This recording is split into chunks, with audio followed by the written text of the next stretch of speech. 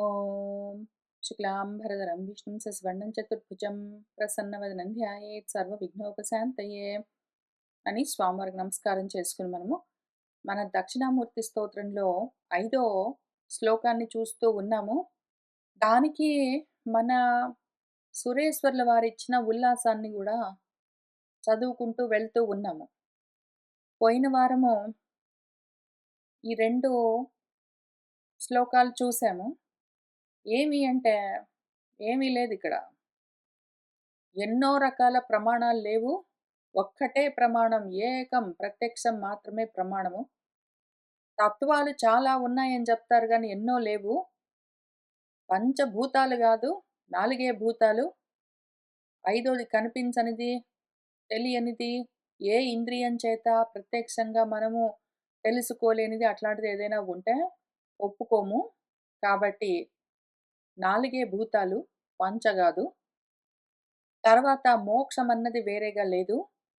మరణమే మోక్షము. పురుషార్థాలు మళ్ళీ 4 లేవు. కామము, అర్థము ఈ 2 పురుషార్థాలు. ధర్మ మోక్షాలన్నవి ఓన్లీ మనుషులను కంట్రోల్‌లో పెట్టుకోవడం కోసము శాస్త్రాలు, పెద్దలు సృష్టించిన విషయాలు. ధర్మాధర్మాలు, పాప పుణ్యాలు, స్వర్గ నరకాలు ఇట్లాంటివన్నీ నిజంగా లేవు. ఉన్నాయి ఉన్నాయి అని చెప్పి ఇహపరాలు సాధించుకోవడం కోసం ప్రయత్నం చెయ్యి అని చెప్పి, అదిగో నువ్వు ఇట్లా చేసావనుకో, నువ్వు తప్పు చేసావనుకో నీకు పాపం వస్తుంది, నువ్వు నరకానికెళ్తావు.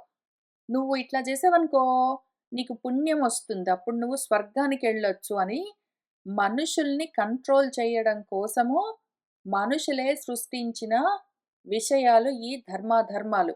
నిజంగా లేవు. వాటన్నింటినీ పెట్టుకొని కూర్చోవలసిన పని లేదు. ఎందుకు అంటే మరణం తర్వాత ఇంకేమీ లేదు అని చెప్తూ ఉంటే ఒకవైపు, మరణం తర్వాత ఏవో లోకాలొస్తాయి, పుణ్యలోకాలో, పాపలోకాలో. అందుకోసం నువ్వు పుణ్యమో, పాపమో చెయ్యి. అందుకోసం ఇదిగో ధర్మాధర్మాలు అంటే, నువ్వు చెప్పే ధర్మాధర్మాలు గాని, పుణ్యపాపాలు గాని, స్వర్గ నరకాలు గాని చూపించగలవా ప్రత్యక్షంగా? లేవు గదా! లేనిపోనివన్నీ ఉన్నాయి ఉన్నాయని చెప్పకు. కాబట్టి ధర్మం నువ్వు తయారు చేసిన విషయము, అది ఒప్పుకోము. మోక్షం అంటే మరణమే మరి. మోక్షం అంటే మరణమే అని చెప్పడము చార్వాకులు చెప్తున్నారని గాదు. అందంగా మాట్లాడేవాళ్ళు ఎవరైనా చెప్తారు. అందంగా అంటే ఇంకా చారువాక్ అంటే చారు, అందంగా వాక్ మాట్లాడడం. అందంగా మాట్లాడడం మాత్రమే గాదు, అందంగా పాటలు గూడా పాడతారు. అందంగా సూక్తులు గూడా చెప్తారు. మీరు వినే ఉంటారు. చస్తే ఏ గొడవ లేదు అని. చస్తే ఏ గొడవ ఉండదు. చచ్చామంటే ఇంకా పరమశాంతి. శాంతి గావాలంటే చస్తే వస్తుంది. మనిషి బతికున్నంత వరకు శాంతి, సుఖం లేకుండా ఉంటాడు అని అనుకుంటూ ఉంటే మనం వింటూ ఉంటాం. అందరూ మనం జనరల్‌గా అనుకునేలాంటి నాస్తికులు అంటే కాదు పాపం.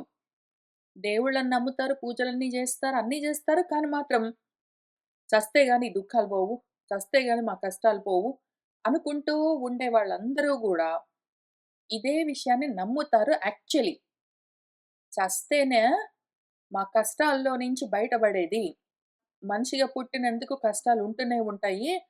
కష్టాలు మనుషులకు గాపోతే చెట్లకు వాటికి వస్తాయేంటి? మనిషిగా ఉన్నంత వరకు దుఃఖాలు, కష్టాలు ఏవో బాధలుంటాయి. ఈతి బాధలు. చస్తే ఇంకేమి ఉండవు అని చెప్తూ ఉంటారు వాళ్ళు. ఇది చాలా పాపులర్ నమ్మకం. చార్వాకుల్లో మాత్రమే ఉన్నది, లేకపోతే ఇంకెవరిలోనో ఉన్నది గాదు. అందరిలో ఉంటే చాలా మందిలో అజ్ఞానంతో ఉన్నవాళ్ళు, చస్తే నా ప్రాబ్లమ్స్ అన్నీ సాల్వ్ అయిపోతాయని చెప్పేవాళ్ళు ఎక్కడ పడితే అక్కడ కనిపిస్తారు మనకు. పైగా దీన్నే అందంగా పాటలు గూడా కట్టి పాడతారు. చాలా చోట్ల ఉండిండొచ్చు. ఒకటి నాకు గుర్తుకొచ్చిందేమంటే, మరణాతన్యః మోక్షః అని చెప్పినప్పుడల్లా నాకు మాటి మాటికి అల్లు అర్జున్ గారు 'దేశముదురు' సినిమాలో ఒక పాట గూడా పాడి వినిపించారు. ఈ పాట గుర్తున్నది. సత్తే ఏ గొడవ లేదు, సత్తే ఏ గోల లేదు, పుట్టే ప్రతి ఓడు సత్తాడోయ్ అని ఒక చాలా క్యాచీ పాట ఉంటుంది. అవును నిజమే. చస్తే ఏ గొడవ లేదు. పుట్టే ప్రతివాడు చస్తాడు. చావుతోటి మన ప్రాబ్లమ్స్ అన్నీ క్లోజ్ అని నమ్మే ప్రతి వాళ్ళు ఇదే గ్రూప్‌లో ఉంటారు. ఇటువంటి వాళ్ళు మనకెక్కడ పడితే అక్కడ డైలీ లైఫ్‌లో కనిపిస్తుంటారు. వాళ్ళందరికీ గూడా కూర్చోబెట్టి మనము ఇదంతా నేర్పించి ఆ రకంగా అనుకోకు నువ్వు. అట్లా అనుకోరాదు. శాస్త్రాలు చెప్తున్నది అది గాదు అని మనం నేర్పించలేము. వాళ్ళు ఒకవేళ మనసిటు తిరిగి వచ్చి ఇక్కడ కూర్చొని ప్రతిరోజు మనలాగా శాస్త్రాల్లో ఉన్న విషయాలన్నీ చదువుకుంటూ, వాటిని అధ్యయనం చేసి, విచారణ చేసి తెలుసుకుంటూ వెళ్తే చావడంతోటే దుఃఖాలన్నీ సమసిపోవడం లాంటిది లేదు. మోక్షం అన్నది యాక్చువల్‌గా సాధించొచ్చు. అంటే ఎట్లా ఉంటుంది? ఏమి? అసలు చదువుతూ, చదువుతూ వెళ్తే మరణము లేదు, జన్మ లేదు. జన్మ, మరణాలన్న బంధం ఉంటే గదా! అందులో నుంచి ఆ సంసారంలో నుంచి బయటపడడం అన్న మోక్షం ఉండాలి. మోక్షము లేదు, బంధము లేదు. నువ్వు అటువంటి స్వరూపము అని ఇటువంటివి చాలా చెప్తాయి మన శాస్త్రాలు. శాస్త్రాల్ని నమ్మిన వాళ్ళు అదే సమయంలో మళ్ళీ చావుతోటే నా కష్టాలన్నీ పోతాయి. చస్తేనే శాంతి మనిషికి అని చెప్పేవాళ్ళు ఒక్కటేసారి 2 చెప్తారు. వాళ్ళొక వైపు దేవుళ్ళంటారు, పూజలంటారు, శాస్త్రాలంటారు, భగవద్గీతలు నమ్ముతారు, అవన్నీ చదువుతూ ఉంటారు. అదే సమయంలో మళ్ళీ ఈ విధంగా అజ్ఞానపూరితంగా మాట్లాడుతుంటారు. ఎందుకు అంటే చదువుతున్న శాస్త్రాలో, భగవద్గీతలో వాటిని వాళ్ళు యాక్చువల్‌గా అనలైజ్ చేసుకుంటూ, వాళ్ళ జీవితాలకి అన్వయం చేసుకుంటూ అందులో చెప్పిన విషయాన్ని ఆచరిస్తూ చదవరు. ఊరికనే నమ్ముతారు. మేము నిజంగా ఆస్తికులమే, ఆస్తిక్య బుద్ధితో ఉన్నవాళ్ళమే అని అనుకుంటారు వాళ్ళు. నాస్తికులమని అనుకోరు. కానీ మాత్రం నాస్తిక్య వాదాలన్నీ చేస్తూ ఉంటారు. ఇట్లా తర్వాత నాస్తి, అన్యః మోక్షః నాస్తి అని నాస్తిక్యవాదాలు చేస్తారు. కానీ మాత్రం పాపం వాళ్ళు నాస్తికులమని ఒప్పుకోరు. లేదండి మేము దేవుడిని నమ్ముతామండి అనుకుంటూ తిరుగుతారు. జాలనిపిస్తుంది. వాళ్ళకి మనం ఏమీ చెప్పలేము. మన చుట్టూ ఉంటారు. మన బంధువులుంటారు. మన కుటుంబ సభ్యులు ఉంటారు. మన స్నేహితులుంటారు. కానీ వాళ్ళు ఇటు సైడ్ రారు గాబట్టి, ఎక్కడో దగ్గర కలిసినప్పుడు ఇవన్నీ కూర్చోబెట్టి నేర్పించలేము గాబట్టి, మనం చేయగలిగిందేమీ లేదు. మనం ఇక్కడున్నాం గాబట్టి, మనం ఇటువంటి సెల్ఫ్ కాంట్రడిక్టరీ ఆలోచనలతో ఒకవేళ ఉంటే, వాటిని తొలగించుకోవలసి ఉంటుంది పద్ధతి ప్రకారం. యాక్చువల్‌గా మన శాస్త్రాలు మనకెంత ఉపకారం చేస్తాయంటే, ప్రమాణం ఒకటే ప్రత్యక్షము.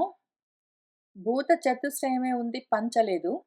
ధర్మము, మోక్షము లేదు. ఉన్నవి కామాలు, అర్థాలు ఇంతవరకే అని వీళ్ళేది చెప్తున్నారో, దాన్ని తీసుకుని దీన్ని గూడా శుద్ధి చేయగలిగినది మన అద్వైత విజ్ఞానము. ఇటువంటి ఆలోచనలతో ఉన్న బుద్ధిని తీసుకుని, దాన్ని మన శాస్త్రాల్లో చెప్తున్న విధంగా శుద్ధి చేసుకునే మార్గమేమి అంటే, ప్రమాణము ప్రత్యక్షం గాదు. ప్రత్యక్షంగా నువ్వు చూస్తున్న దాన్ని ప్రమాణంగా తీసుకోవాల్సిన పని లేదు. ఎందుకు అంటే, ప్రత్యక్షంగా నీ కళ్ళ ముందు నువ్వు చూస్తూ ఉన్నవన్నీ గూడా మారిపోతూ ఉన్న విషయాలు. నువ్వు జగత్తంటావు, జగత్తులో ఉన్న వస్తువులంటావు, ఏవైనా సరే ప్రతిదీ మారిపోతూ ఉన్నప్పుడు అది ప్రమాణంగా స్టాండర్డ్‌గా పెట్టుకోలేము.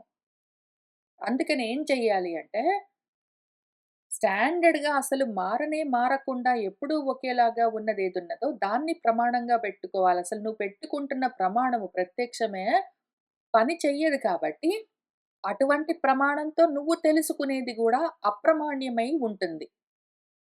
నువ్వు ప్రామాణికమైన వస్తువును తెలుసుకోవాలి అంటే నీ ప్రమాణము, నీ స్టాండర్డ్ మారకుండా ఎప్పుడూ ఒకేలాగా ఉండాలి.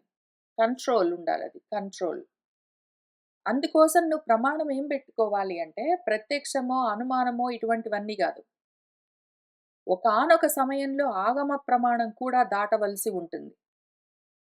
ఏమిని ప్రమాణము అంటే, ఆగమాల్లో అంటే శాస్త్రాల్లో చెప్పిన విషయాన్ని తెలుసుకుని, దాన్ని నీ అనుభవంలోకి తెచ్చుకుంటే, నీ స్వరూపంగా, జ్ఞానంగా నువ్వు తెలుసుకుంటే. కాబట్టి ఎప్పుడైనా సరే మనకు జ్ఞానమే ప్రమాణం అవ్వాలి. ప్రత్యక్షమో లేతే అనుమానమో ప్రమాణాలు పెట్టుకుని కొంతవరకు అర్థం చేసుకోవచ్చు.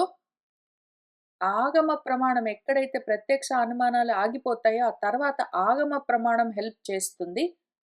తెలియని విషయం గురించి తెలుసుకోవాలి కాబట్టి. అయితే ఎప్పుడైతే అందులో ఉన్న విషయము తత్వంగా, తత్వతః, తత్త్వముగా నీకు అనుభవంలోకొస్తుందో, నీ జ్ఞానం, నీ సొంత జ్ఞానమే నీకు ప్రమాణమై ఉండాలి.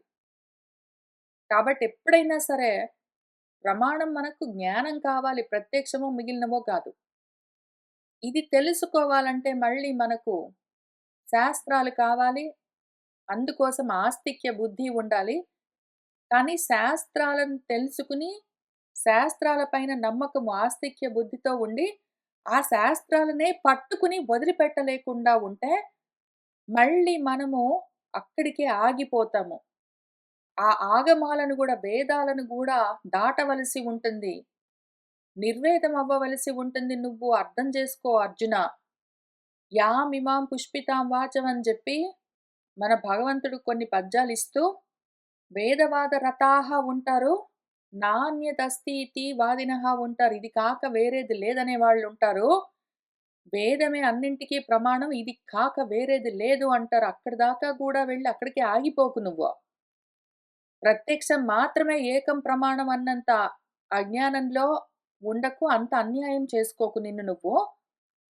అనుమానంతో శాస్త్రం చెప్తున్న వాటిని నువ్వు కొలమానంతో తెలుసుకుంటూ వెళ్ళు. కానీ మళ్ళీ వేదవాదరతుడివై అక్కడే ఆగకు. నాణ్యదస్తి ఇతి అన్నావంటే మళ్ళీ నాస్తిక్యంలోకి వెళ్తావు. దాన్ని గూడా దాటి నీ దాకా నువ్వు వెళ్ళవలసి ఉంటుంది అని చెప్తారు. అక్కడి దాకా మనల్ని తీసుకొని వెళ్తాయి. మనం చదువుతూ ఉన్న మన శాస్త్రాలు. కానీ అక్కడికి ఆగకుండా మనం తర్వాత ముందుకు వెళ్ళాలి. వాక్కులంటే వేదాలు ఆగిపోయిన తర్వాత ఏముంటుందో, వేదాల్ని దాటి మనం దీన్ని తెలుసుకోవాలి. తత్వం అంటే ఏమి? తత్వాలంటే 23 తత్వాలున్నాయి, 24 ఉన్నాయి, 25 ఉన్నాయి, 12 ఉన్నాయి, 3 ఉన్నాయి గాదు. తత్వం అంటే అది త్వము నువ్వే అని మనకు మన శాస్త్రాలు నేర్పిస్తాయి. మన ఉపనిషత్తులు నేర్పిస్తాయి. తత్వం అంటే ఏవో తత్వాలున్నాయి. అగ్నితత్వము, లేకపోతే ఏదో భూతత్వము, లేకపోతే జలతత్వం, లేకపోతే ఇంకేంటో ఇవన్నీ ఉన్నాయి గాదు. తత్వం అంటే అది నువ్వో అని మనకు అనుభవంలోకొచ్చిందాకా ఈ విషయం గురించి మనం తెలుసుకుంటూ వెళ్ళాలి. 4 ఉన్నాయి, 5 లేవు అంటే, ఐదోది లేకుండా అసలు కొంచెం ఆలోచన చేస్తే ఖాళీ లేకుండా అన్నీ నిండిపోయి ఉన్నాయా? అట్లాంటప్పుడు నువ్వు వాక్యూమ్ ఎట్లా క్రియేట్ చేస్తావు? ఉన్నవి 4 ఆకాశం ఖాళీ అన్నది లేనే లేదు. ప్రత్యక్ష ప్రమాణం కాదు గాబట్టి తీసేస్తాము అంటే, ప్రత్యక్షంగా నీకు గూడా తెలుస్తూనే ఉన్నది గదా! నువ్వు చెప్తూ ఉన్న దాంట్లో ఉన్న లోపం నీకు అర్థం గావట్లేదు. గాలి కూడా లేకుండా, నీళ్లు, నిప్పు, భూమి ఏది లేకుండా మొత్తం అన్నీ తీసేస్తే, ఏ వాక్యూమ్ ఉన్నదో అటువంటి వాక్యూమ్‌ని నువ్వు కూడా క్రియేట్ చేయగలుగుతూ ఉన్నావు గదా! పైగా భూమి చుట్టూ ఉన్న అట్మాస్ఫియర్‌ని దాటి వెళ్తే ఉన్నదంతా వాక్యూమ్ స్పేస్ అని నీకు తెలుస్తూనే ఉన్నది గదా! అటువంటప్పుడు ఐదోది లేదు, ఆకాశం లేదు, ఖాళీ లేదని ఎట్లా అంటావు నువ్వు?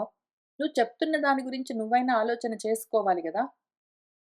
చావే మోక్షం గాదు. చావు దేంట్లో నుంచి మోక్షము?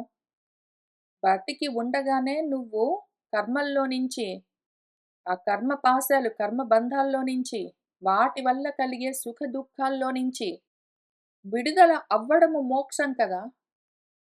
ఈ అసత్ నుంచి మారిపోతూ ఉన్న వాటిలో నుంచి బయటపడ్డము, సత్తుగా ఉండడము మోక్షము. మోక్షం అంటే ఏమి అన్నది ఇది చార్వాకులని పేరు పెట్టి పిలవక్కర్లేదు. నా దగ్గర చదువుకోవడానికి రాగానే ఫస్ట్ ఇంతకు ముందైతే తప్పకుండా అడిగేదాన్ని. ఈ మధ్యన వదిలిపెట్టేసాను. అడిగి ఉపయోగం లేదని అర్థమైన తర్వాత. కొత్తగా అప్పుడే నా దగ్గరకొచ్చి చదువుకోవడం మొదలుపెట్టిన వాళ్ళని, మోక్షం అంటే ఏమి అని అడిగేదాన్ని.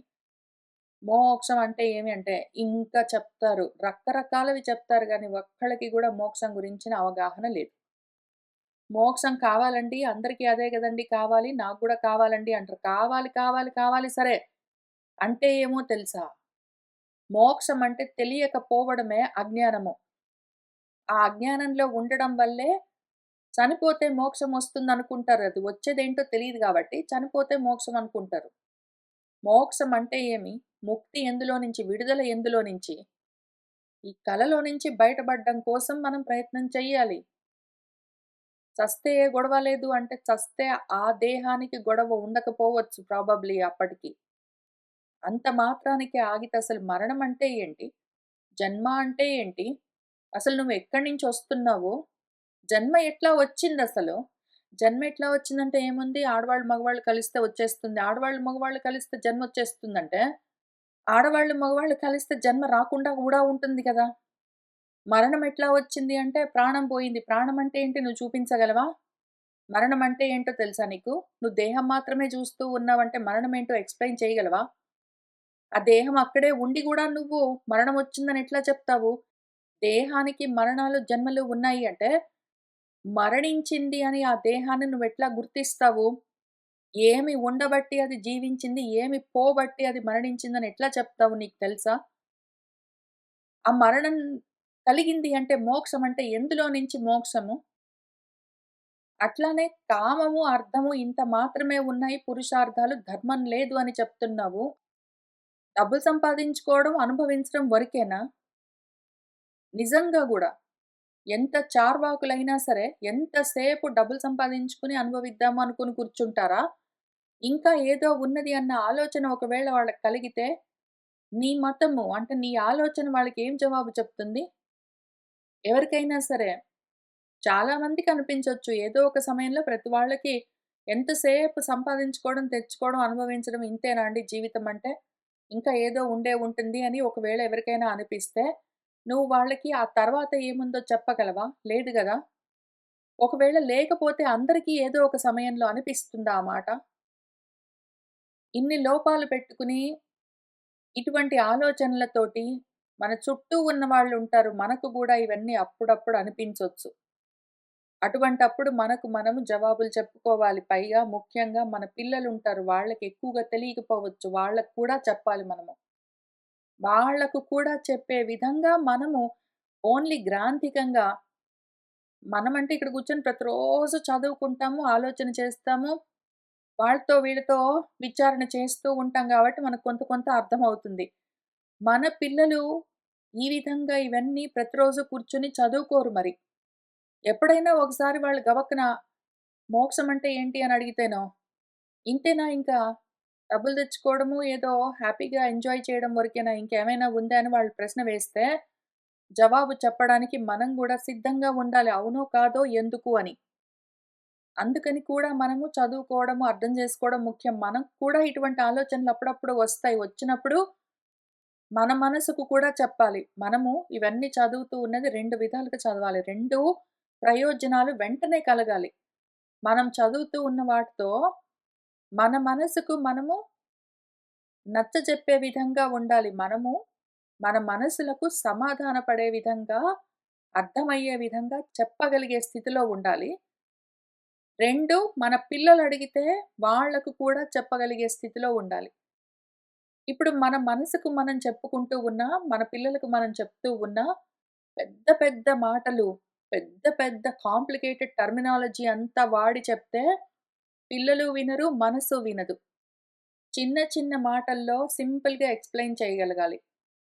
ప్రతిరోజు చూసే వాటిని ఎగ్జాంపుల్స్‌గా పెట్టుకొని ఎక్స్‌ప్లెయిన్ చేయగలగాలి.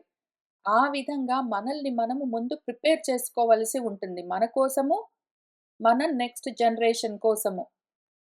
ఇందుకోసము మనము ఇంకా జాగ్రత్తగా వీటిని అధ్యయనం చేద్దాము. ఆ తర్వాత ఈ శ్లోకంలో రెండో దాంట్లో నహి ఖలు ఈశ్వరః కర్త పరలోక కథా వృధా దేహం వినా అస్తి చేత్ ఆత్మ కుంభవత్ దృశ్యతాం పురః. ఈశ్వరుడు అని ఎవరో వేరే కర్త ఒకడు నహి లేనే లేడు. పరలోకాలున్నాయని చెప్పే కథలన్నీ వృధా కథలు నిజం గాదు. ఒకవేళ దేహం కాక నేను అన్నదేదైనా ఉంటే చూపించు చూస్తాను. చూపించు చూస్తాను అని అంటూ ఉన్న వాళ్ళు మనకెక్కడైనా ఉండొచ్చు. ఎక్కడైనా ఉండొచ్చు అంటే వాళ్ళు మనతో గొడవ పడుతూ ఉన్నారు, ఆర్గ్యూ చేస్తున్నారు, వివాదాల్లోకి దిగుతూ ఉన్నారు. చార్వాకులనో ఏదో వేరే వేరే పేర్లు పెట్టుకున్నారు. రకరకాల మతస్థులు కాదు. మన పిల్లలే మనల్ని ఈ ప్రశ్న వేయొచ్చు. మన మనసే మనకు ఈ ప్రశ్న వేయొచ్చు. దీన్నిక్కడ పద్యంలాగానో లేతే గొంతు మార్చి చూపించు. ఒకవేళ దేహం కాక ఆత్మ అని ఇంకేదైనా ఉంటే చూపించు చూస్తాను అని అట్లా గొంతు మార్చి గాదు. నార్మల్‌గా చెప్తానిప్పుడు. ఈ ప్రశ్న మనకి కూడా కలిగి ఉంటుంది. మన పిల్లలు గూడా మనల్ని అడిగి ఉంటారు. మనకి అప్పుడప్పుడు ఏమనిపించొచ్చు, ఈ కర్మలన్నీ నేనే చేస్తూ ఉన్నాను గదా! ఈ పనులన్నీ నేనే కదా చేస్తున్నది. నేనే పొద్దున వేస్తాను. నేనే పొద్దున ఆఫీస్‌కి వెళ్తాను. ఉద్యోగాలన్నీ చేస్తాను. వాళ్ళతో వీళ్ళతో మాట్లాడుతూ ఉన్నారు. ఇవన్నీ నేనే గదా చేస్తూ ఉన్నది. ఉద్యోగాలు కావాలంటే కష్టపడి సంపాదించుకుంటాను. కాలేజ్ సీట్లు కావాలంటే కష్టపడి సంపాదించుకుంటాను. ఎక్కడికైనా వెళ్ళాలంటే నేనే ప్రయత్నం చేసి వెళ్తాను. ఇవన్నీ నేనే గదా చేస్తూ ఉన్నాను.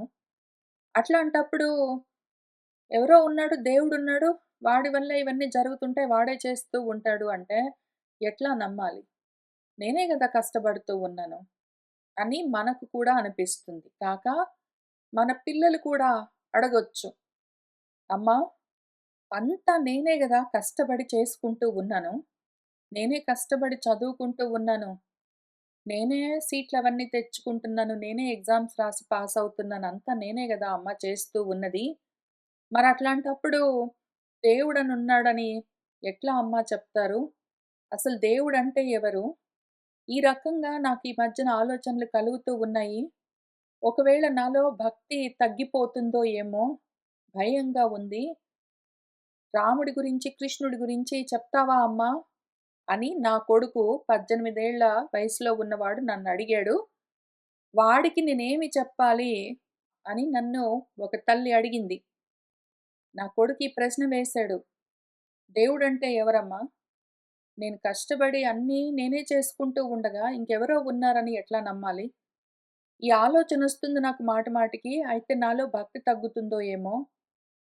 అందుకని రాముడి గురించి, కృష్ణుడి గురించి చెప్పు అని ప్రశ్న వేస్తే, ఆ తల్లి నాకది మెసేజ్ ఫార్వర్డ్ చేసినప్పటి నుంచి ఆలోచన చేస్తున్నాను. దీని గురించి ఒకటి మనం మన పిల్లలకి చెప్పగలిగే స్థితిలో ఉండాలి. 2 ముందు ఇటువంటి ప్రశ్న మన మనసే మనకు వేస్తే, మన మనసుకి మనం చెప్పే విధంగా ఉండాలి. అందుకని కొంత ఆలోచన చేద్దాము. ఇది చిన్న విషయం కాదు. ఎవరో ఉన్నారు, నాస్తికులున్నారు, చార్వాకులున్నారు. ఎవరో ఇట్లాంటి ప్రశ్న వేస్తారు. ఈశ్వరుడు కర్త అంటే ఒప్పుకోము. కర్మలన్నీ నేనే జేసుకుంటూ ఉంటే, నా పనులన్నీ నేనే జేసుకుంటుంటే ఇంకెవడో ఉన్నాడని ఎట్లా నమ్మాలి అని ఎవరో ఒక వితండవాదులు మనతో వాదించవలసిన అవసరం లేదు. ఇది చాలా న్యాయమైన ప్రశ్న. మనసుకి ఇటువంటి ప్రశ్న కలిగితే దానికి జాగ్రత్తగా జవాబు చెప్పవలసి ఉంటుంది మరి. చెప్తున్నది సింపుల్‌గా చెప్పాలి. మన మనసుకి అర్థం గావాలి ముందు. మన పిల్లలకి అర్థమయ్యే విధంగా చెప్పాలి. అందుకని ప్రయత్నం చేద్దాము. పనులన్నీ నేనే చేసుకుంటూ ఉన్నాను గదా! కష్టపడి నేనే చదువుకుంటాను. కష్టపడి నేనే ఎగ్జామ్స్ రాస్తాను, పాస్ అవుతాను, సీట్లు తెచ్చుకుంటాను, జాబ్స్ చేస్తాను. అన్నీ నేనే కష్టపడి చేస్తూ ఉంటే, ఇంకెవరో చేస్తున్నారని ఎట్లా ఒప్పుకోవాలి అంటే, నేను అంటే ఏమి అనుకుంటున్నావు అని అక్కడ మొదలుపెట్టవలసి ఉంటుంది మరి తప్పనిసరి. నేనే కష్టపడి ఇవన్నీ చేస్తున్నాను అంటే, నేను అంటే ఎవరు? ఈ దేహమా? ఈ దేహం చూపించి నువ్వు, ఈ బాడీ చూపించి ఇదిగో ఈ బాడీ చేస్తుంది పనులని చెప్తున్నావు విచ్ ఈస్ ట్రూ. బయట నుంచి చూస్తే అది నిజము. అనుమానం లేదు. దేహాన్ని గూడా ఆత్మ అని నేను అని పిలుస్తారు. అవును. కరెక్టే. నిజంగా బాడీనే పనులన్నీ పని చేయాలంటే బాడీ ఉండాలి గదా మరి. ఆ బాడీ బలంగా ఉండాలి, ఆరోగ్యంగా ఉండాలి. అదప్పుడు పనులు చేస్తూ వెళ్తుంది. అవును నిజమే. అనుమానం లేదు. అయితే ఎప్పుడైతే ఆ దేహం నిద్రపోతుందనుకో, ప్రాణం లేదనుకో, ఆ దేహము కర్మలు చేయగలదా? నిద్రపోతున్నప్పుడు కర్మలు చెయ్యలేదు. చనిపోయిన తర్వాత కర్మలు చెయ్యలేదు. అటువంటి దేహము నిజంగా కర్మలు చేస్తున్నదా? కాదు గదా! కర్మలు చెయ్యాలి అంటే ఏదో ఉండాలి దేహంలో. అది నిద్రపోతూ ఉన్నప్పుడు ఏదో లేదు గాబట్టి ఆ దేహం కర్మలు చేయట్లేదు. కదిలి కర్మలు చేయడం, పనులు చేయడం చేయట్లేదు. అట్లానే చనిపోయిన తర్వాత ఆ దేహంలో ఏదో ఉండాలి. అది లేదు గాబట్టి, ఆ దేహం కదిలి కర్మలు చేయట్లేదు. దానివల్ల మనకేమర్థమయింది?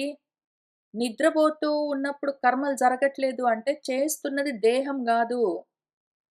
చనిపోయిన తర్వాత కర్మలు జరగట్లేదు అంటే, చేస్తున్నది ఆ దేహము గాదు, మళ్ళీ పొద్దున్న లేచి చేయడానికి ప్రాణం గూడా లేదు.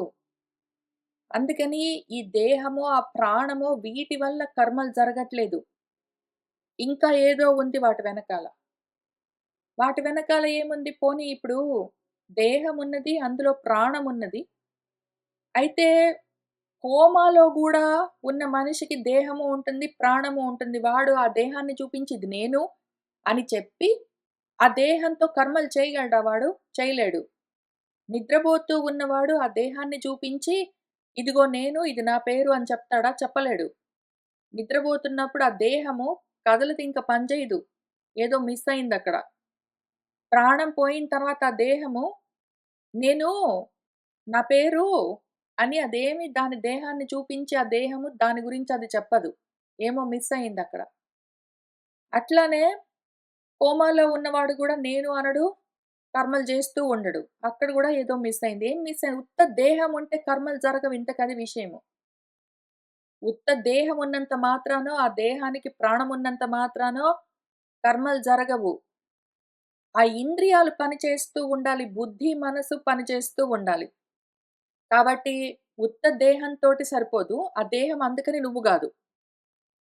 నేనే గదా కర్మలన్నీ చేస్తూ ఉన్నాను అంటే, కర్మలు చేస్తూ ఉన్న నువ్వు దేహం అయినంత మాత్రాన, ఆ దేహం పడుకున్నప్పుడో, ప్రాణం పోయినప్పుడో, కోమాలో ఉన్నప్పుడో కర్మలు జరగట్లేదు గాబట్టి, చేస్తున్నది దేహం గాదు. దేహంతో పని చేపిస్తున్నది ఇంకొకటి ఏదో ఉన్నదక్కడ. దాన్ని ఈశ్వర తత్వంగా పిలుస్తారు. ఆ ఈశ్వర తత్వమేమి? ఆ దేవుడు అని పిలుస్తారు. భగవంతుడు అంటారు. ఈశ్వరుడు అంటారు. ఇంతకదేమి అంటే నువ్వే. నీ దేహము నువ్వు గాదు. ప్రాణంతో ఉన్న దేహం నువ్వు గాదు. ప్రాణంతో ఉన్న దేహము ఇంద్రియాలతో పని చేస్తుంటే అది నువ్వు గాదు. ఈ దేహేంద్రియ ప్రాణాలని మొత్తాన్ని నడిపిస్తూ ఉన్నది నువ్వు.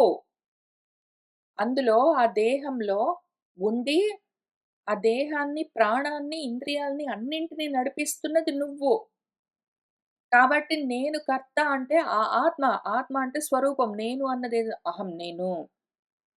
నేను అనేదున్నదో దాన్ని ఆత్మ అని పిలుస్తారు. దాన్నే అహం అని పిలుస్తారు. అహం అంటే నేను. ఆ అహం భావన అంటే నేను అన్న భావన. నేను అనేదున్నదో అది యాక్టివ్‌గా ఉన్నప్పుడే ఆ దేహము, ఇంద్రియాలు, ప్రాణాలు అన్నీ పనిచేస్తూ ఉంటాయి. ఆ నేను అన్న ఆ థాట్ మిస్ అయింది అంటే, ఆ నేను అన్నదేదున్నదో అది మిస్ అయితే, ఇంకా దేహం ఉన్నా పనులు చెయ్యదు, ప్రాణంతో ఉన్నా పని చేయదు, ప్రాణంతో లేకపోయినా పని చేయదు, ఇంద్రియాలు పనిచేస్తున్నా చేయదు, ఇంద్రియాలు పని చేయకపోయినా చేయదు. వీటన్నింటితో పని చేపిస్తూ ఉన్నదెవరంటే నువ్వు. ఆ దేహం గాదు. దేహాన్ని చూసుకొని నేను అనరాదు. ఆ నువ్వు అనేదున్నదో దాన్ని భగవంతుడు అంటారు. దాన్నే దేవుడు అంటారు. దాన్నే ఇంకేదైనా సరే దైవంగా చూపిస్తూ ఉంటారు. అయితే ఆ చూపిస్తూ ఉన్న దేవుడెవరున్నారో, ఆ భగవంతుడెవడున్నాడో, అది మళ్ళీ వేరేగా లేదు. అది నువ్వే అని చెప్పడం కోసమే ఈ తత్వం ఒకటున్నది. తత్వమసి అని మనకు వేదంలో ఉపనిషత్తులో చెప్పిన విషయం అది. ఈ తత్వాలన్నింటిని నడిపిస్తున్న తత్ అది నువ్వే. అదెట్లా అర్థం జేసుకోవాలి మరి అంటే, అది నేర్పించడం కోసమే. నేనే గదా చేస్తున్నాను, ఇంకొకడెవడో లేడు కదా అంటే, లేడు. చేస్తున్నది నువ్వే. అయితే దేహం గాదు. కర్తవు నువ్వే. అవును నిజమే. ఈశ్వరుడని వేరే కర్త లేడు. అంటే, ఈశ్వరుడు నువ్వు కాక వేరేగా ఇంకెవరు లేడు. ఆ మొత్తం దేహంలో ఉండి, దేహేంద్రియాలు, ప్రాణాలు అన్నింటిని నడిపిస్తూ, వాటితో కర్మలు చేయిస్తూ ఉన్న కర్తవు నువ్వే. దానికి ఈశ్వరుడని పేరైనా పెట్టొచ్చు, విష్ణువనొచ్చు, రాముడనొచ్చు, కృష్ణుడనొచ్చు, దేవుడనొచ్చు, భగవంతుడనొచ్చు, ఏదైనా అనొచ్చు. కానీ అదే విషయము. ఇది అర్థం చేసుకోవడం కోసము మనకు 2 స్టెప్ ప్రాసెస్ ఉంటుంది. ఫస్ట్ ఆఫ్ ఆల్ చేస్తూ ఉన్నవి కర్మలు నీ దేహం గాదు. దేహానికి దానంతట అదే అది జడ పదార్థం. దానికి సొంతంగా కర్మలు చేసే శక్తి లేదు. దానికంత జ్ఞానం లేదు. దానికి కర్మలు చేసే శక్తి లేదు. దానికి క్రియాశక్తి లేదు. దానికి కర్మలు చేయడానికి కావలసిన జ్ఞానం లేదు. జ్ఞానశక్తి లేదు. క్రియాశక్తి, జ్ఞానశక్తి ఈ దేహేంద్రియ ప్రాణాలకు మూడిటికి లేదు. అయితే క్రియాశక్తి, జ్ఞానశక్తి కలిగింది నువ్వు. నువ్వు అందుకని కర్తవు. అయితే నేను అనగానే దేహం చూపించి నేను కర్తను అంటే కాదు అని చెప్తారు. నిన్ను చూపించుకుని నేను నా వల్ల ఇవన్నీ జరుగుతూ ఉన్నాయంటే అవును. అది వెంటనే అర్థం కాదు కాబట్టే పూజల్లో మనకు ఈ స్టెప్ నేర్పిస్తారు. 2 స్టెప్ ప్రాసెస్‌లో స్టెప్ 1 దేహం గాదు కర్మలు చేస్తూ ఉన్నది. కర్త దేహం గాదు, దేవుడు అని ముందు చెప్తారు. దేహం గాదు కర్త, దేవుడు అని చెప్పి, ఆ దేవుడిని ఎదురుగా పటాల్లో, మూర్తుల్లో వాటిలో పెట్టి, అదిగో రాముడిగా, కృష్ణుడిగా, ఈశ్వరుడుగా ఏదైనా సరే ఆ రూపంలో చూపించి ఆ మొత్తం పూజ చేయిస్తారు. మొత్తం అన్నీ చేసేది నువ్వే, అంతా అయి ఉన్నది నువ్వే, అన్నీ నీ నుంచే వచ్చాయి, అన్నీ మళ్ళీ నీలోనే ఉంటాయి, అన్నీ మళ్ళీ నీలోకే వెళ్తాయి, నువ్వే సర్వము అయి ఉన్నావు, నీకు తెలియనిదేమీ లేదు, జరిగేదంతా నీ వల్లే అని అన్ని స్తోత్రాలు, పద్యాలు, మంత్రాలు అన్నీ రాసి క్రియలన్నీ చేయించి, అవన్నీ చేసిన తర్వాత పూజ అవసాన కాలంలో పూజ ఇంకా కంప్లీట్ అవుతూ ఉన్న టైంలో లేచి ఇంకా ఆత్మ ప్రదక్షిణ నమస్కారం చేసుకో. ఇంతకి ఆ ఎదురుగా పెట్టుకో, ఆ మూర్తిని బెట్టుకో. నీలాగానే 2 కాళ్ళు, 2 చేతులతోటి వాటితోటి ఉన్న ఆ మూర్తిని ఎదురుగా పెట్టుకొని, నువ్వు దానికేం చెప్తున్నావు? స్తోత్రాలు, స్తుతులు, మంత్రాలు అవన్నీ. అన్నీ నువ్వే, అంతా నువ్వే, నీ వల్లే అంతా. నువ్వు చేస్తున్నావు గాబట్టే జరుగుతుంది లేతే లేదు అని ఆ చెప్పినవంతా ఏదో ఉందనుకునేవు. అది మళ్ళీ వేరేగా లేదు. ఆ ఈశ్వరుడు మళ్ళీ నువ్వే. తత్ ఆ తత్పదార్థం ఏదుందో త్వం అసి నువ్వే అయి ఉన్నావు. అది మళ్ళీ నువ్వే. ఇది అర్థమైతే ఇంక పూజ అవసానం. ఇంక అయిపోయింది. తర్వాత మళ్ళీ పూజలు చేయవలసిన అవసరం లేదు. ఇది అర్థం గాకపోతే తత్వం అన్న విషయం అర్థం గాకపోతే ఇంక పూజలు చేస్తూనే ఉండాలి అర్థమయ్యిందాకా. కాబట్టి కర్త ఎవరు? నువ్వే. నువ్వే కర్త. కానీ నీ దేహం గాదు. కర్త నువ్వే. అయితే నీ దేహం గాదు. నీ ప్రాణాలు గాదు. నీ ఇంద్రియాలు గాదు. వాటన్నింటిని పెట్టుకొని నువ్వు కర్మలు చేయిస్తూ ఉన్నావు. అయితే అది నేనే అన్న భావనతో, దేహమే నేనన్న భావనతో, దేహాత్మ భావనతో ఉన్నావు. దాన్ని దాటు అని నేర్పించడం కోసమే పూజలన్నీ ఉన్నాయి. ఈ విషయం ఒకవేళ అర్థమైతే, ఇక్కడ చెప్తూ ఉన్న విషయము నిజము. ఈశ్వరుడు అన్నది వేరేగా కర్త ఇంకెవరు లేరు. పరలోకాలన్నవి వేరేవేవో లేవు. పరం అంటే నువ్వే. లోకం అంటే ఏది? ఏదైతే ప్రకాశిస్తూ ఉంటుందో అది లోకము. ఆత్మ ప్రకాశం. పరలోకం అంటే ఆత్మ ప్రకాశం అది నువ్వే. అది మళ్ళీ వేరేగా ఇంకొకటి భౌతికంగానో, దైవికంగానో ఉన్నది అంటే అటువంటి కథలు వృధా. ఆధ్యాత్మికంగా పరలోకం అంటే నువ్వే. దేహం కాక వేరే ఆత్మ ఉంటే చూపించు కుండలాగా అంటే చూపించలేవు. నిన్ను నువ్వు చూపించుకోవడం కష్టం. కుండలాగా ఉన్న దేహం కనిపిస్తుంది గానీ, అందులో ఉన్న జ్యోతివి, అందులో ఉన్న ప్రకాశానివి, అందులో ఉన్న నేను అన్న ఆ స్ఫురణ, ఆ జ్ఞానము వాటినెట్లా చూపిస్తాం? అవి సుసూక్ష్మం. నిన్ను నువ్వు తెలుసుకోవాలంతే. చూసుకోవడానికి ఏమీ లేదు. ప్రత్యక్షం ప్రమాణాలతోటి అవి కనపడవు. అనుమాన ప్రమాణంతో కొంతవరకు ఊహించి, శాస్త్ర ప్రమాణంతో మిగిలింది తెలుసుకుని, ఇంక తర్వాత వాటన్నింటిని దాటి, నీ స్థితిలో నువ్వు ఉండాలి. అప్పుడు నువ్వే ఈశ్వరుడు. నువ్వు కాక వేరే ఈశ్వరుడు లేడు. అవును నిజమే. అయితే దేహం గాదు. నువ్వు. దేహాన్ని నడిపిస్తున్న నువ్వు. అయితే నేను ఈ విషయాన్ని అసల 18 ఏళ్ల వయసున్న పసివాడికి చెప్పడం కోసమే మొదలుపెట్టినా గూడా, చెప్పగలిగినంత నార్మల్ మాటల్లో చెప్పడానికి ట్రై చేసినా కూడా, ముందు వెనక లేకుండా ఇంతకు ముందు ఇవన్నీ కంటిన్యూయస్‌గా వింటూ రాక, ఈ తర్వాత మళ్ళీ కంటిన్యూస్‌గా వింటాడో లేదో తెలియక, ఇంత మాత్రమే వింటే వాళ్ళకేం అర్థమవుతుందో తెలియదు. నా కూతురికైతే నేను ఇదే పనిగా మాట్లాడుతూ ఉంటాను. అదెక్కడెక్కడున్నదో చూసుకుంటూ అక్కడక్కడి నుంచి దాన్ని ముందుకు తీసుకొని వెళ్ళడానికి ట్రై చేస్తాను. అందుకని తల్లిదండ్రులకు, తాతలు, అమ్మమ్మలకు ఇది చాలా ముఖ్యమైన బాధ్యత. టీచర్స్ వాళ్ళు వీళ్ళు అప్పుడప్పుడు కొంచెం కొంచెం చెప్పగలరు. కానీ పేరెంట్స్ దగ్గరే ఉంటారు. వాళ్ళతో ఉండి, వాళ్ళతో మాట్లాడుతూ, వాళ్ళ మనసుకి అర్థమయ్యే విధంగా, వాళ్ళకు నచ్చే విధంగా, వాళ్ళడిగినప్పుడు, వాళ్ళకు మూడున్నప్పుడు, వాళ్ళు వింటున్నప్పుడు, వాళ్ళకర్థమయ్యే ఎగ్జాంపుల్స్ తోటి చెప్పే బాధ్యత తల్లిదండ్రులకే ఉంటుంది. కానీ ఇది విషయము. ఎందుకమ్మా పనులన్నీ నేనే కష్టపడి చేసుకుంటూ ఉంటే, ఇంకెవరో ఉన్నాడని ఎట్లా అనుకోవాలి అంటే, ఏ ముందు ఎవరో ఉన్నారనుకో. నీ దేహం అనుకోకు. బి ఆ ఎవరో ఇంకెవరో గాదు నువ్వే. దేహం గాదు. ఆ విధంగా చెప్పడం కోసమే రాముడైనా, కృష్ణుడైనా.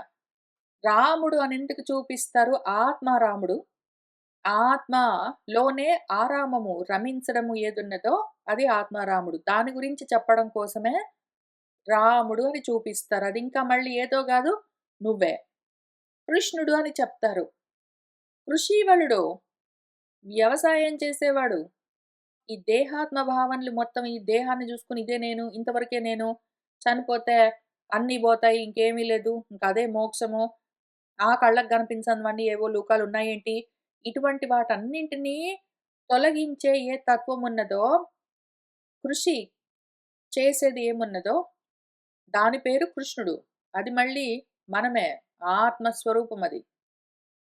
కాబట్టి రాముడు, కృష్ణుడు వేరేగా ఉన్నాడా అంటే, ఆ విషయం అర్థమయిందాకా వేరేగా ఉంటారు. అర్థమయింది అంటే అది మళ్ళీ నేనే.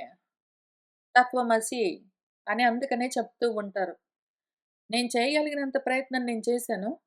కానీ ఎవరికి వాళ్ళు తల్లిదండ్రులు వాళ్ళ పిల్లల కోసం నెక్స్ట్ జన్ కోసం ప్రయత్నం చేసుకోవాలి. ఇవాల్టికి ఇక్కడికి ఆపుతాను. వచ్చే వారం మళ్ళీ ఇక్కడి నుంచి చూసుకుంటూ ముందుకు వెళ్దాము. సర్వం శ్రీకృష్ణ పరబ్రహ్మ పాదారవిందార్పణమస్తు.